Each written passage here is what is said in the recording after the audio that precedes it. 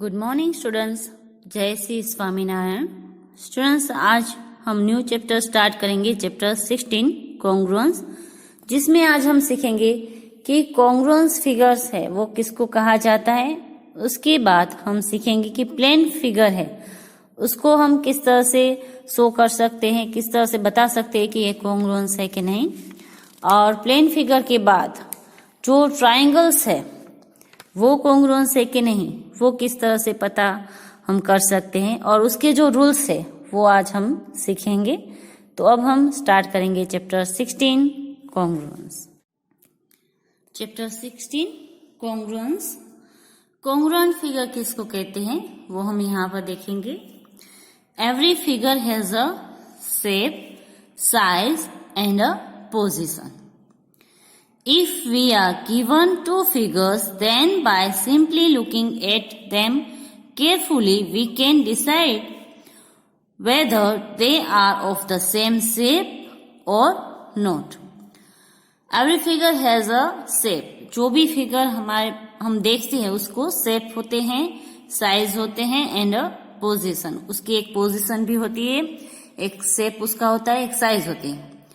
If we are given two figures, then by simply looking at them carefully.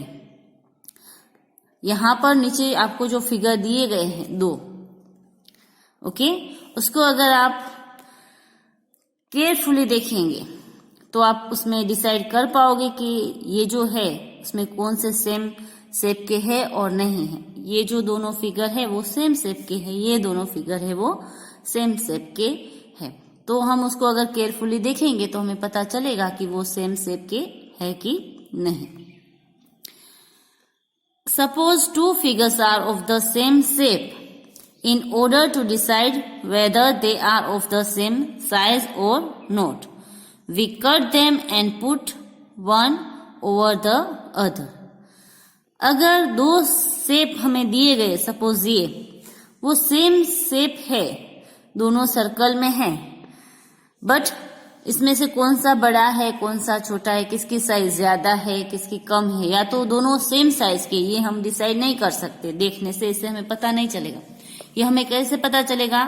We cut them and put one over the other. हम उसका cutting करेंगे और फिर एक figure को दूसरे फिगर के ऊपर रखेंगे तो हमें पता चलेगा कि वो सेम साइज के है कि नहीं है।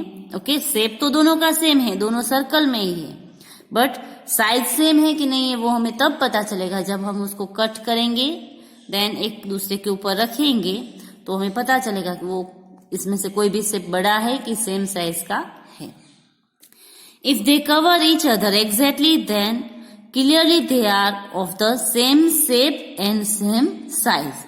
अगर एक दूसरे के ऊपर हम उसको रखेंगे और वो अगर उसको अच्छे से कवर करेंगे एक दूसरे को, तो हम उसको बोल सकते हैं कि वो same shape and same size के है। This method of comparing two figures is known as the method of superposition. ये जो कंपैरिजन की जो मेथड है उसको सुपरपोजिशन मेथड भी कहा जाता है।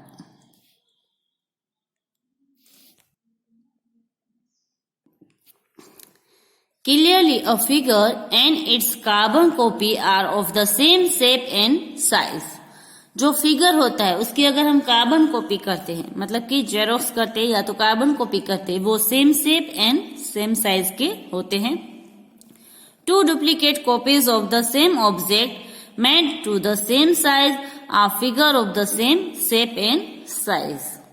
तो यहाँ पर हमें बोला गया है कि किसी भी फिगर की अगर हम कार्बन कॉपी करें या तो उसकी डुप्लीकेट मतलब कि जेरोक्स कॉपी करें तो वो same shape and same size की होती है। अब हमें यहाँ पर कॉन्ग्रुएंट फिगर जो है उसकी डेफिनेशन दी गई है।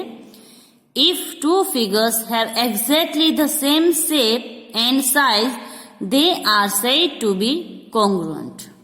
अगर कोई भी two figures have exactly the same shape, उसका शेप भी सेम होना चाहिए एंड उसकी साइज वो भी सेम होनी चाहिए, they are said to be congruent। तो हम उसको congruent कह सकते हैं। अगर दोनों फिगर हमें दिए गए हैं वो same shape and same size के है तो वो congruent फिगर है, ऐसे हम कह सकते हैं।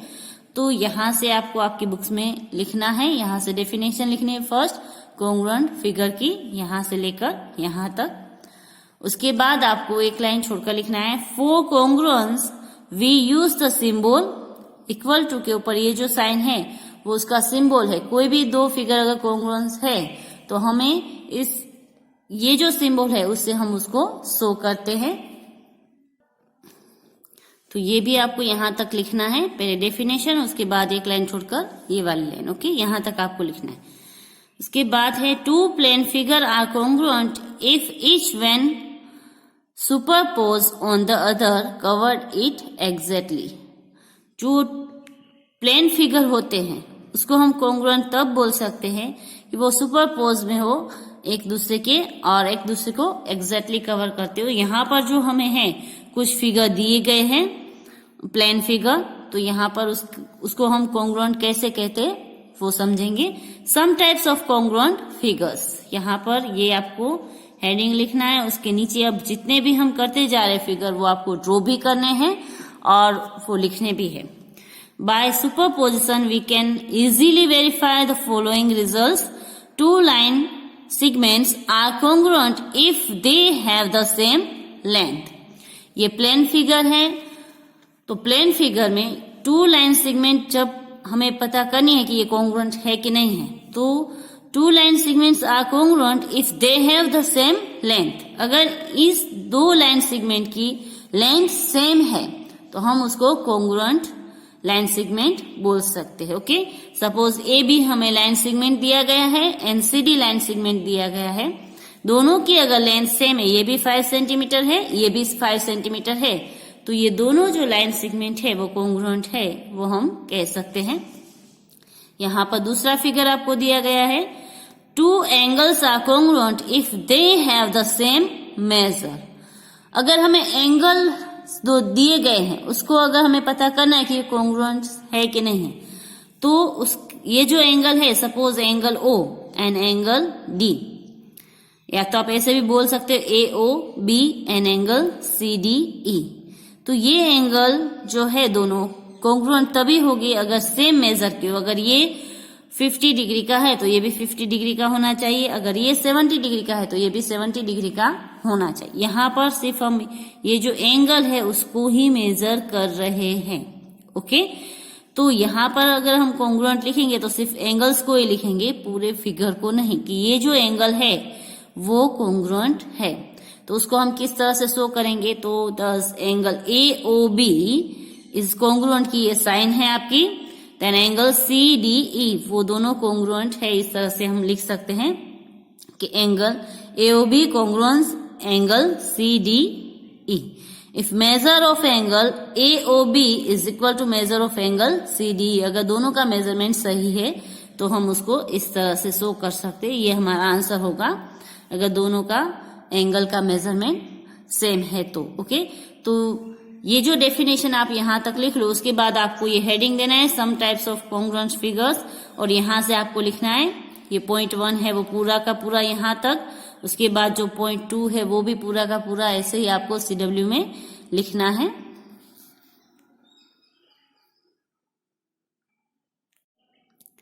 यहाँ पर हमें और भी प्लेन फिगर दिए गए हैं, जैसे यहाँ पर दिया है हमें स्क्वेयर, यहाँ पर रेक्टेंगल, और ये नीचे है उसके नीचे वो है सर्कल। तो ये जो प्लेन फिगर है वो कॉन्ग्रुएंट कब होंगे, स्क्वेयर है तो two square are congruent if they have the same side length. अगर दो स्क्वेयर है उसकी जो लेंथ है साइड की यहाँ पर हमें दी है वो अगर सेम है तो उसको हम कॉन्ग्रुएंट बोल सकते हैं। जो स्क्वेयर है उसकी जो साइड की लेंथ है, suppose A B C D, ये आपका एक स्क्वेयर है, दूसरा आपका स्क्वेयर है ई एफ जी एच, इसकी जो साइड की लेंथ है A B is equal to E F, B C is equal to F G, इस तरह से अगर सेम लेंथ है तो इसको हम कॉन्ग्रुएंट स्क्वायर है इस तरह से बोल सकते हैं। तो हम इसको इस तरह से लिख सकते हैं square A B C D congruent square E F G H if A B is equal to E F. Okay, इसकी जो लेंथ है वो अगर सेम होगी तो। दूसरा हमें इसके बाद प्लेन फिगर दिया गया है rectangle. Two rectangles are congruent if they have the same length and breadth. इसकी जो लेंथ है वो भी सेम होनी चाहिए, उसकी ब्रेथ जो है वो अगर सेम है तो ये जो दो रेक्टेंगल है वो कॉन्ग्रुएंट है, वो हम बोल सकते हैं। यहाँ पर A B is equal to E F होना चाहिए and B C is equal to F G अगर आपका है तो आपका ये जो रेक्टेंगल है दोनों वो कॉन्ग्रुएंट है। तो यहाँ पर हमें लिखा गया है कि rectangle A B C D is congruent rectangle E F G H if A B is equal to E F and A D is equal to E H. Okay, उसके बाद हमें प्लेन फिगर में दिया गया है circle. दो circle जो है वो उसको हम कॉन्ग्रुएंट कब बोल सकते हैं? Two circles are congruent if they have the same radius. अगर ये जो दोनों सर्कल हमें दिए गए उसका अगर रेडियस सेम है तो हम उसको बोल सकते हैं कि ये दोनों सर्कल है वो कॉन्ग्रुएंट है। ओके, तो यहाँ पर एक सर्कल हमें दिया गया है C1, दूसरा सर्कल दिया गया है C2।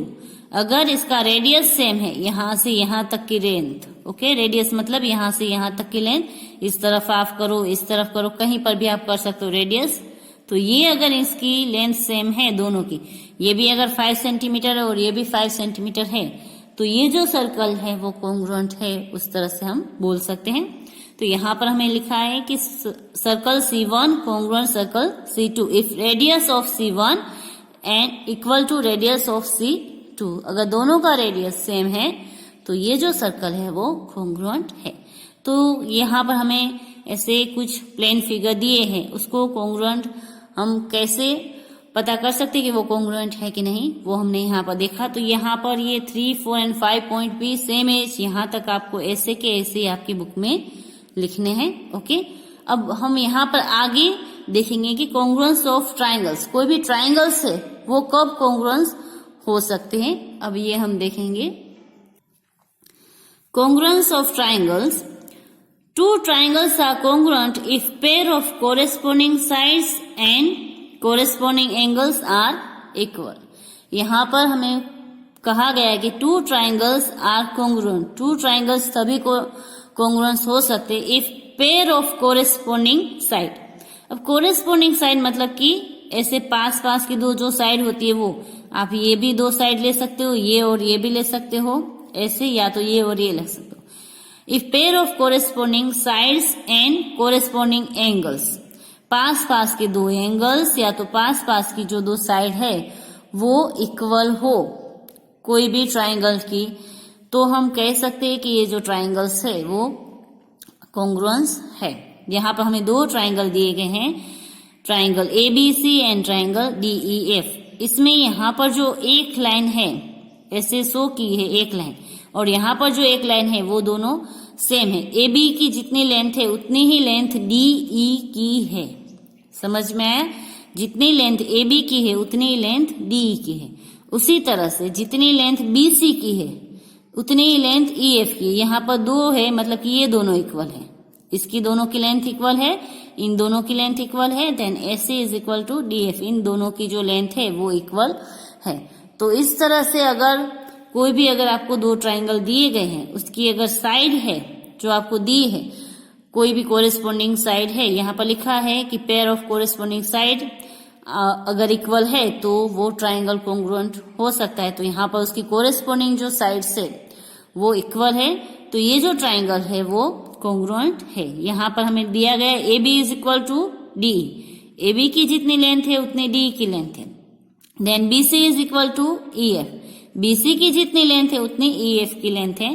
देन CA की जो लेंथ है उतनी ही FD की लेंथ है। And angle A is equal to angle D, जितना एंगल A का मेजरमेंट होगा उतना ही एंगल D का मेजरमेंट यहाँ पर होगा, same measurement. Angle B is equal to angle E, जितना एंगल B का मेजरमेंट होगा उतना ही एंगल E का मेजरमेंट होगा। Then angle C is equal to angle F, angle C and F है वो दोनों इक्वल मेजरमेंट के हैं। तो यहाँ पर ये जो दोनों ट्राइंगल है वो कॉन्ग्रुएंट है, वो हम कह सकते हैं। तो यहाँ पर इसलिए हम लिखेंगे कि triangle ABC is congruent triangle DEF। तो यहाँ पर आपको ये दोनों फिगर ड्रॉ करने हैं और यहाँ से कॉन्ग्रुएंस ऑफ ट्राइंगल करके ये पूरा का पूरा यहाँ तक आपको लिखना है। ओके, अब यहाँ पर ये कॉन्ग्रुएंट है वो तो हमने ऐसे दिखाया, लेकिन ये जो साइड और एंगल है उसको आप कॉन्ग्रुएंट है वो किस तरह से दिखा सकते हो, तो यहाँ पर आपको नीचे दिया गया है, यहाँ से फिर आपको लिखना है वापस, यहाँ से लिखना है कि when we write triangle ABC congruent triangle DEF, it means that A, B and C are matched with DEF respectively, and we write, उसको हम किस तरह से लिख सकते हैं, A कॉन्ग्रुएंट D इस तरह से कि इक्वल है, मतलब कि इसका सेम है, तो इस तरह से आपको ये साइन से आप उसको लिख सकते हैं। इस सिंबल को आप मैचिंग बोल सकते हो, कॉन्ग्रुएंट नहीं बोलेंगे तो A matching D, B matching E and C is matching with F, and therefore triangle ABC is match for triangle DEF, मतलब कि दोनों सेम है तो हम इसको कॉन्ग्रुएंट बोल सकते हैं, और कॉन्ग्रुएंट की साइन हमारी ये आएगी क्योंकि ये कॉन्ग्रुएंस है। ओके, तो यहाँ पर कभी भी कोई भी एंगल या कोई भी साइड अगर एक दूसरे के इक्वल है तो हम उसको इस तरह से शो ना करके इस तरह से शो करेंगे कॉन्ग्रुएंस में कि angle A is equal to angle D है, तो इस तरह से लिखने की बजाय हम इस तरह से लिखेंगे कि A वो मैच कर रहा है D से, B है वो मैच कर रहा है E से, इस तरह से। तो यहाँ से लेकर यहाँ तक भी आपको वापस फिर से लिखना है, इसके नीचे ये लिखने के बाद यहाँ तक आपको लिखना है। यहाँ पर हमें जो दो ट्राइंगल दिए गए हैं ये कॉन्ग्रुएंस है, बट अगर सपोज इसको हम दूसरे तरीके से अगर दिखाते हैं, on the other hand if we write triangle ABC congruent EFD, अगर हम इस तरह से लिखते हैं तो इसका मीनिंग क्या होता है, it would means that A matching E, जो A है वो हमारा E को मैच कर रहा है, ये इसका मीनिंग होता है अगर हम इस तरह से लिखते हैं तो। Then B match F and C match D, in this case AB is equal to EF, इसका मतलब ये होता है कि AB है वो EF के इक्वल है। Then BC is equal to FD, BC है वो FD के इक्वल है। Then CA is equal to D, then हमारा CA है वो DE के इक्वल है। अगर हमने जरा सा भी यहाँ पर लिखने में अलग डिजिट लिखे तो इसका मीनिंग भी हमारा चेंज हो जाता है। तो हमें ये क्लियर कर देखना है कि कौन सी साइड के साथ कौन सी साइड मैच हो रही है और कौन से एंगल के साथ कौन सा एंगल मैच हो रहा है। उस तरह से ही हमें यहाँ पर पूरा ट्राइंगल का नाम लिखकर उसको कॉन्ग्रुएंस है वो शो करना है। अगर आपने ट्राइंगल दोनों का नाम लिखा है, यहाँ पर ट्राइंगल ABC, बट ट्राइंगल का नाम यहाँ पर हम DEF की जगह EFD लिखा तो ये हमारा गलत होगा, क्योंकि EFD नहीं हो रहा है DEF।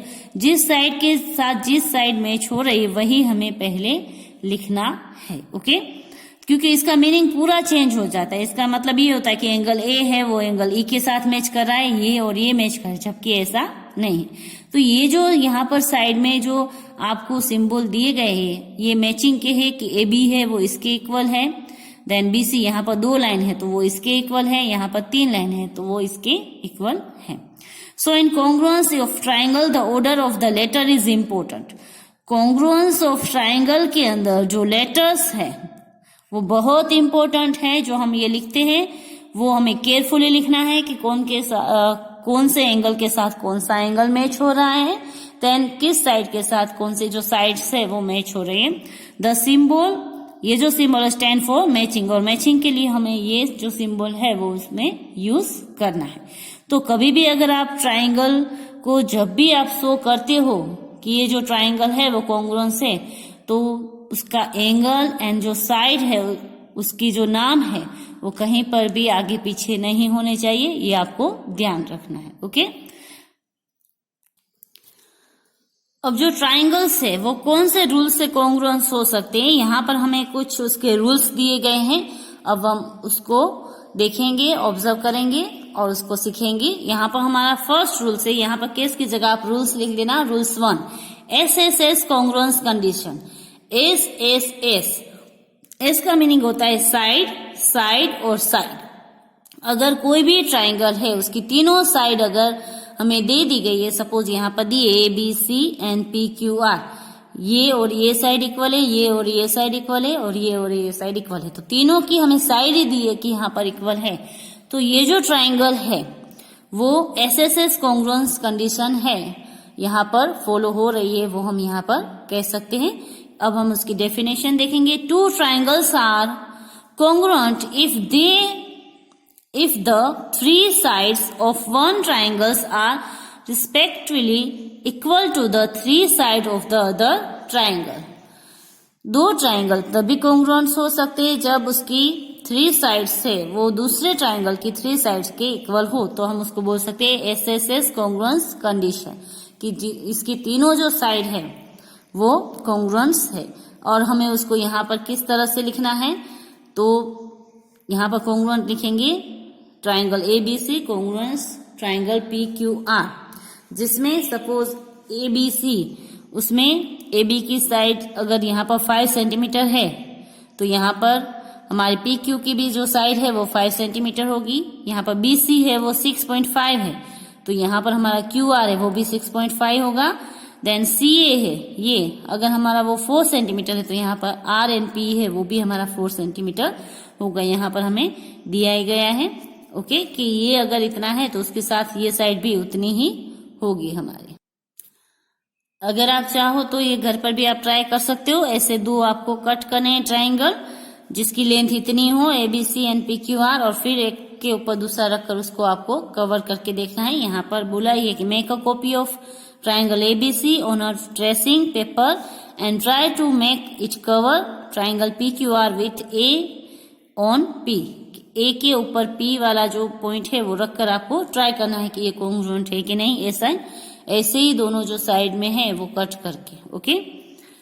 और B के ऊपर Q होना चाहिए एंड C के ऊपर R होना चाहिए। तो ये जो पॉइंट है इसके रूल्स है वो आपको लिखने हैं। यहाँ पर आप लिखोगे रूल्स 1, यहाँ से यहाँ तक आपको लिखना है। देन एक्सपेरिमेंट 1 करके ये दोनों ट्राइंगल ड्रॉ करने हैं, फिर यहाँ तक लिखना है पूरा, यहाँ से लेकर फिर ये जो अगर दो है वो लाइन नहीं लिखोगे चलेगा। फिर यहाँ पर जो नीचे दो लाइन है वो आपको लिखनी। यहाँ पर जितने भी रूल्स है वो आपको लिखने हैं। तो ये जो फर्स्ट रूल्स है वो है हमारा SSS congruence कंडीशन, जहाँ पर तीनों साइड है वो ट्राइंगल की इक्वल होती है। अब दूसरा हमारा रूल्स है SAS congruent कंडीशन। तो यहाँ पर हम लिखेंगे rules 2 SS congruence condition. S मतलब साइड, फिर एंगल, फिर साइड, एक साइड फिर उसके पास वाला एंगल देन साइड, ये अगर सेम है congruence तो हम उसको बोल सकते हैं SS congruence condition. Two triangles are congruent if the two sides and the included angle of one are respectively equal to the two sides and the included angle of the other। यहाँ पर हमें अगर उसकी सभी side नहीं दी गई है, दो साइड का मेजरमेंट दिया गया है और एक एंगल का मेजरमेंट दिया गया है। फॉर एग्जांपल यहाँ पर हमें ABC एंड PQR दिया गया है, तो यहाँ पर ये साइड है AB वो इक्वल है PQ के।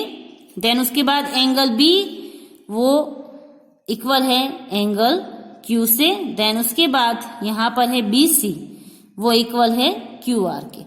ये जो है वो सिंबल है कि ये साइड और ये साइड इक्वल है। यहाँ 1 है तो वो इसके साथ ये इक्वल है, दोनों का एंगल सेम है। तो यहाँ पर साइड एंगल साइड SAS, ये जो फॉर्मूला है वो यहाँ पर यूज हो रहा है, ये रूल्स है वो यहाँ पर लागू हो रहा है ओके। तो यहाँ पर आपको ये डेफिनेशन लिखने के बाद एक्सपेरिमेंट 2 करके यहाँ तक आपको पूरा का पूरा लिखना है, यहाँ से लेकर यहाँ तक पूरा का पूरा ओके। और ये जो दो ट्राइंगल है वो आपको ड्रॉ करने हैं। उसके बाद हमारा थर्ड रूल्स आता है कॉन्ग्रुएंस ऑफ ट्राइंगल्स में। रूल्स 3 ए से कॉन्ग्रुएंस कंडीशन। ए से मतलब एंगल, साइड एंड एंगल। अगर किसी भी ट्राइंगल के दो एंगल है पास वाले वो अगर कॉन्ग्रुएंस से एंड मतलब कि सेम है एंड उसकी एक साइड है वो अगर सेम हमें दे दी गई है तो वहां पर ये रूल्स फॉलो होगा ए से congruence condition. Two triangles are congruent if the two angles and the included side of one are respectively equal to the two angles and the included side of the other। यहाँ पर पीछे हमें figure दिया गया है जिसमें triangle ABC दिया गया है, जिसमें BC की लेंथ है 6 सेंटीमीटर एंड एंगल B है, उसकी मेजरमेंट हमें दिया गया है 55 डिग्री एंड एंगल C जिसका हमें मेजरमेंट दिया गया है 40 डिग्री ओके। तो same as P Q R में भी क्यू आर है उसकी लेंथ है 6 सेंटीमीटर, एंगल क्यू के मेजरमेंट है 55 डिग्री एंड एंगल आर का मेजरमेंट है 40 डिग्री। तो यहाँ पर B C is equal to हमारा हुआ क्यू आर, जो साइड है वो इक्वल है angle B is equal to angle Q हुआ, okay, and angle C is equal to angle R हमारा हो रहा है। तो यहाँ पर ए से कॉन्ग्रुएंस कंडीशन जो है वो यहाँ पर फॉलो हो रही है।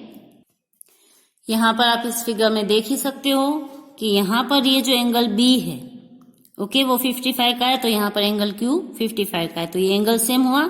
उसके बाद यहाँ पर सिंबल किया है कि B C is equal to Q R, तो एंगल देन उसके बाद साइड है वो उसकी इक्वल हुई। उसके बाद है एंगल सी एंड आर, दोनों में यहाँ पर 40 है, यहाँ पर भी 40 है, तो एंगल साइड एंगल, यहाँ पर ये हमारा रूल्स है वो फॉलो हो रहा है। तो यहाँ पर होगा ए से रूल्स, ओके। तो यहाँ पर ये भी आपको रूल्स लिखना है, ये फिगर है वो दोनों ड्रॉ करने हैं और पूरा का पूरा यहाँ तक आपको लिखना है। उसके बाद है rules 4, RHS congruence conditions. RHS मतलब कि two right triangles are congruent if the hypotenuse and one side of the first triangle are respectively equal to the hypotenuse and one side of the second, okay. R मतलब right angle, H मतलब hypotenuse and S मतलब side. यहाँ पर to अगर right angle आपको दिए गए हैं तो वो कॉन्ग्रुएंस कब होगी कि उसका हाइपोटेनियस एक तो सेम होना चाहिए, दूसरा वो राइट एंगल होना चाहिए एंड उसकी जो एक साइड है, बाकी की जो दो साइड है उसमें से एक साइड है वो भी आपकी सेम लेंथ की होनी चाहिए। तो यहाँ पर बोला जाएगा RHS कॉन्ग्रुएंस कंडीशंस। यहाँ पर आपको नीचे दो फिगर दिए गए हैं ABC एंड PQR। यहाँ पर दोनों राइट एंगल ट्राइंगल है, ओके। यहाँ पर दोनों का एक का angle B and angle Q है वो राइट एंगल है।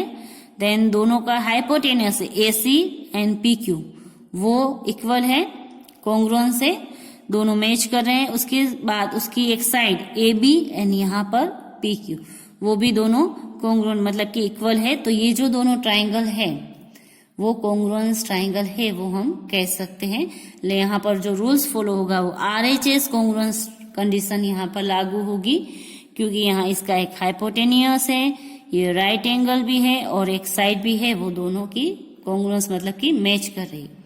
अब इसकी जगह सपोज यही राइट एंगल ट्राइंगल है बट उसकी ये साइड ये एंगल और अगर ये साइड मैच कर रही होती सपोज, ओके, हाइपोटेनियस मैच नहीं कर रहा है, दोनों का सेम नहीं दिए हमें, इक्वल नहीं दिया, और ये अगर दोनों का इक्वल दिया गया है तो यहाँ पर हमारा साइड एंगल साइड वाला जो रूल्स है वो यहाँ पर फॉलो होता।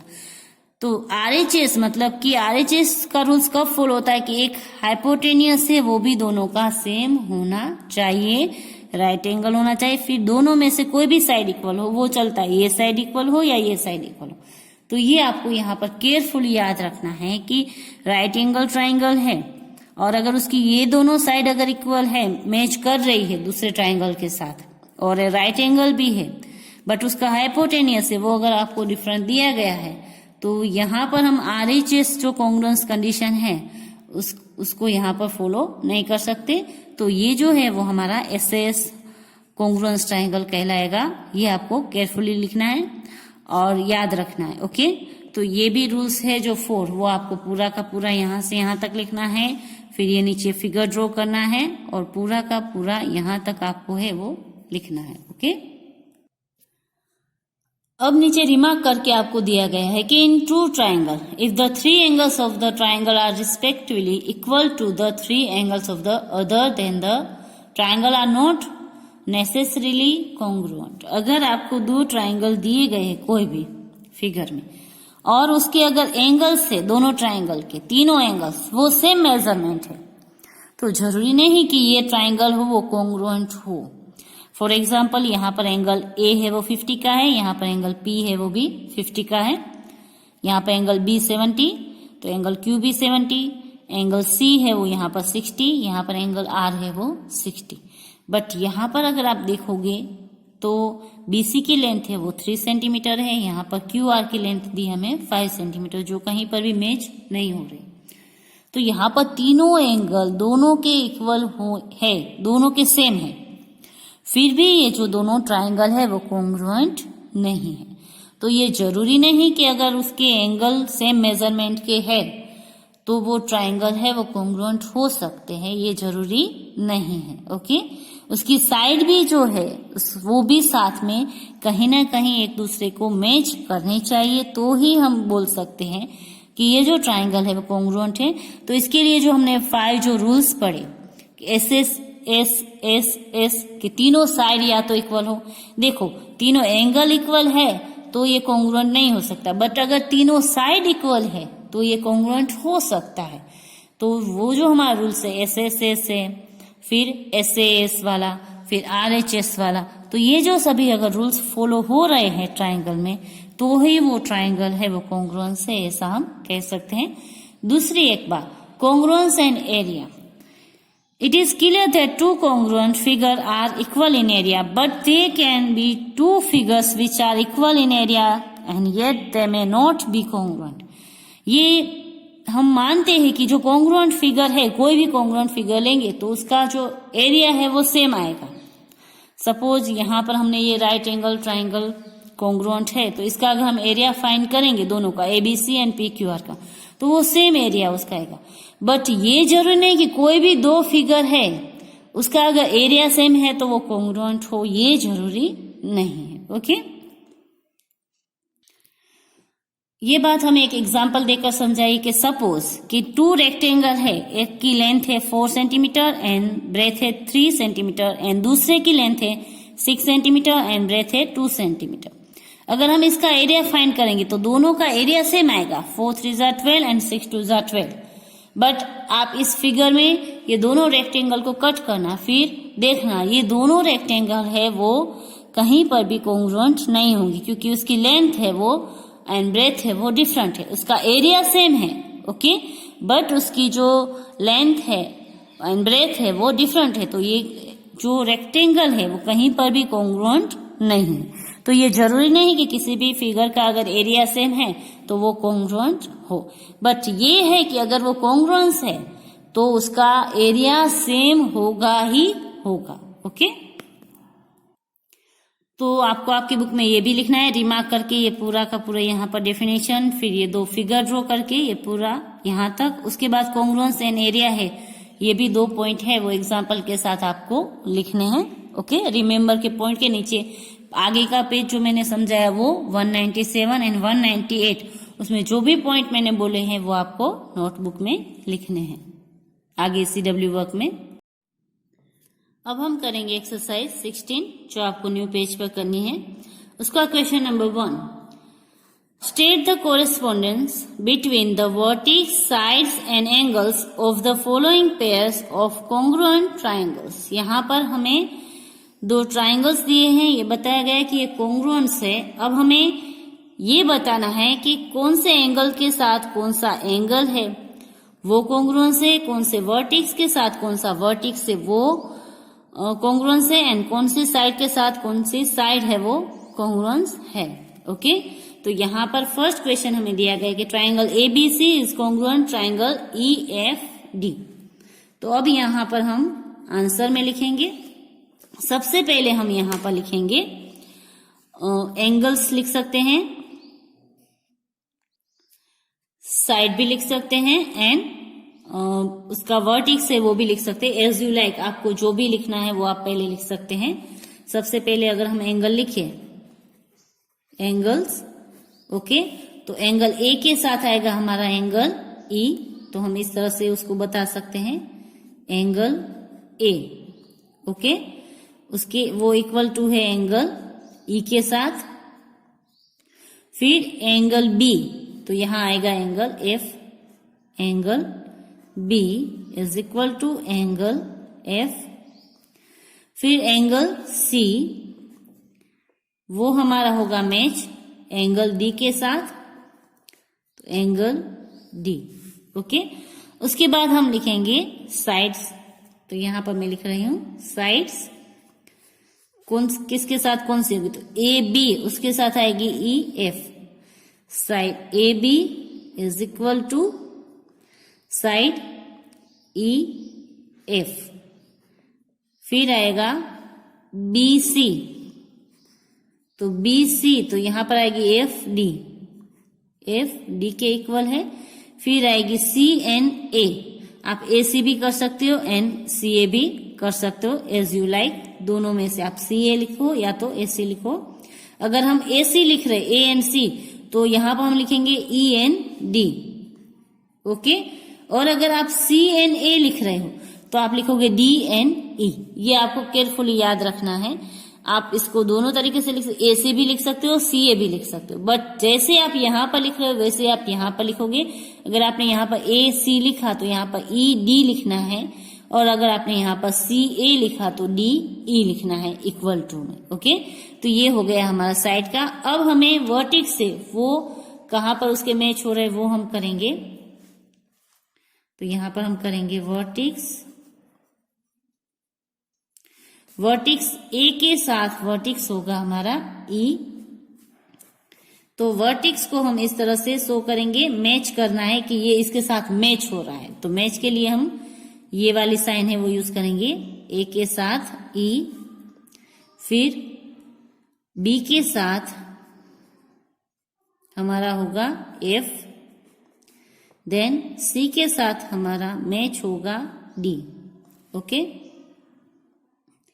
यहां पर आपको केयरफुली याद रखना है, एंगल्स अगर आप दिखा रहे हो तो उसके आगे एंगल्स की साइन होनी चाहिए, और एंगल से वो हमें इक्वल टू में दिखाना है कि angle A is equal to angle E, दोनों इक्वल है। यहाँ मेजरमेंट है तो, और क्योंकि यहाँ पर हमें उसका मेजरमेंट दिया गया है कि 40 डिग्री है, 30 डिग्री है, 50 डिग्री है, इस तरह से, इसलिए हम उसको इस तरह से इक्वल टू में दिखाएंगे। यहाँ पर हमें साइड की भी लेंथ दी गई है, तो उसको भी हम इस तरह से दिखाएंगे। देन वर्टेक्स से वो हमें इस तरह ये साइन के साथ दिखाना है, मैच कर रहा है। और यहाँ पर आगे हमें कहीं पर भी साइन नहीं आएगी, ए मैच ई, बी वर्टेक्स से वो एफ के साथ मैच हो रहा है, सी वर्टेक्स से वो डी के साथ मैच हो रहा है। ये और ये आपके मिक्स ना हो जाए वो आपको केयरफुली देखना है, ओके। एंगल्स के लिखते वक्त एंगल्स की साइन करनी है, देन बीच में आएगी इक्वल टू की। आप बोलोगे कि ये दोनों सेम है, वर्टेक्स अलग होते हैं देन एंगल अलग होते हैं, ओके। वर्टेक्स से वो जो एक पॉइंट होता है यहाँ का, ऐसे जो हमारा ये पॉइंट होता है उसका ये होता है वर्टेक्स ए, मतलब ये होता है, और एंगल मतलब ये जो पोर्शन है ये वाला, वो एंगल्स हमारा होता है। तो ये आपको याद रखना है, ओके। अब हमारा दूसरा क्वेश्चन है, triangle C A B is congruent Q R P. तो यहाँ पर ट्राइंगल सी ए बी है वो कॉन्ग्रुएंट है क्यू आर पी के, ओके। तो यहाँ पर अब हम इसको आंसर में इस तरह से करेंगे। फर्स्ट हम एंगल्स का लिखेंगे, तो एंगल्स, फिर हम यहाँ पर साइड कर देते हैं, और वर्टेक्स आप चाहो तो यहाँ पर कर सकते हो, ओके। पहले हम एंगल शो करेंगे, एंगल सी है उसको इक्वल एंगल क्यू। यहाँ पर का फर्स्ट लेटर लिया तो यहाँ का भी हमें फर्स्ट लेटर लेना है। एंगल ए है तो उसके साथ एंगल होगा हमारा आर, इसका दूसरा लेटर तो यहाँ पर भी दूसरा लेटर। एंगल बी है तो उसके साथ होगा हमारा एंगल पी, ओके। ये हो गया। अब हम साइड्स इक्वल है कि नहीं वो देखेंगे, तो इसकी साइड है C A is equal to Q R, A B is equal to R P, C B is equal to Q P. C B लिखा है इसलिए मैंने यहाँ पर क्यू पी लिखा। अब वर्टेक्स करेंगे, तो वर्टेक्स में सी मैच हो रहा है किसके साथ, क्यू के साथ। ए मैच हो रहा है आर के साथ, एंड बी मैच हो रहा है पी के साथ, ओके। तो ये हो गया हमारा क्वेश्चन सेकंड का आंसर। अब इसके क्वेश्चन नंबर 3 और 4 है वो आपको होमवर्क में करने हैं, तो अब आप लोग होमवर्क नोट कर लीजिए। बाकी की जो एक्सरसाइज है वो हम बाद में करेंगे। आपका होमवर्क है एक्सरसाइज 7C, जिसमें आपको एमसीक्यू करने हैं क्वेश्चन नंबर 1 to 7 तक ही विथ सॉल्यूशन। बाकी के जो एमसीक्यू है वो आपको नहीं करने हैं। सॉल्यूशन के साथ करने इतने एमसीक्यू। एंड एक्सरसाइज 16 उसका क्वेश्चन 1 के जो 3 और 4 क्वेश्चन है, इसके बाद के 2 तक हमने किए, इसके बाद के जो 2 क्वेश्चन है वो आपको होमवर्क में करने हैं। बस आज के लिए इतना ही, बाकी का हम नेक्स्ट वीडियोस में करेंगे। आई होप कि आपको सबको समझ में आया होगा, और जितना आपको बोला है CW में लिखने के लिए उतना आपको लिखना है। और मैं यहाँ पर जो भी वर्क आपको करवाती हूँ नोटबुक में, वो आपको सब कुछ CW में आगे लिखना है, एंड जो होमवर्क है वो होमवर्क पोर्शन में पीछे लिखना है। ओके, बस आज के लिए इतना ही। Have a good day, stay home, stay safe, thank you.